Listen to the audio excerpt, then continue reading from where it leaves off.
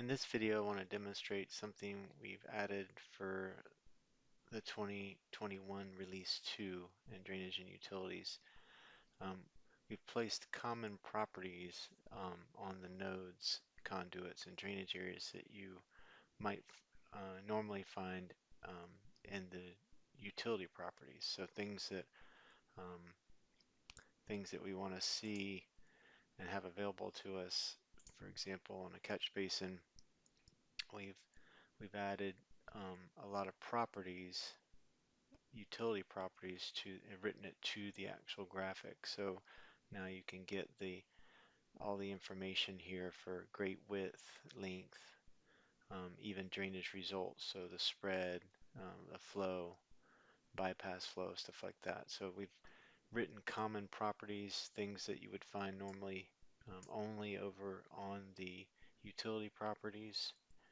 We've written those to the the graphics, so they'll be available, so you don't have to have when you reference this drainage file to another file, you will be able to simply pick on that drainage element from the reference file and see these properties and use them for labeling and so forth. And these properties extend, this happens to be an inlet, but if I select an area, here's a drainage area, and you can see the runoff method, the time of concentration, the runoff coefficient, and then some results. So depending on what you pick, for example, I'll pick a pipe over here or a conduit.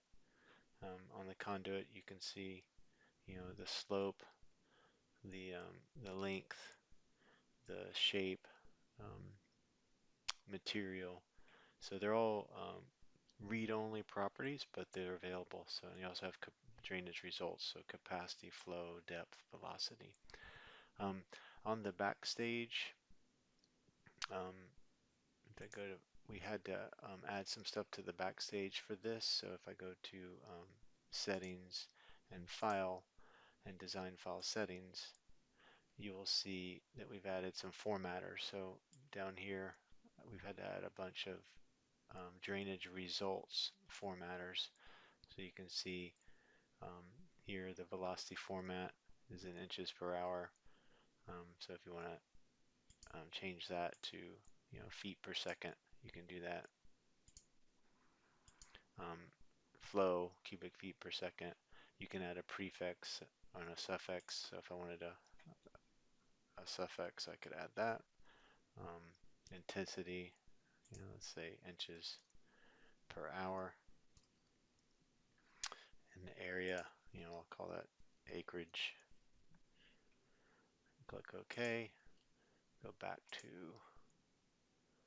and you can see we've added that information here. So if I click on an area, for example, we've got the intensity at inches per hour, the rational flow. So you can not only change the units, but you can change the suffix and prefix to be used in your labels. So that's been added for the 2021 Release 2 version.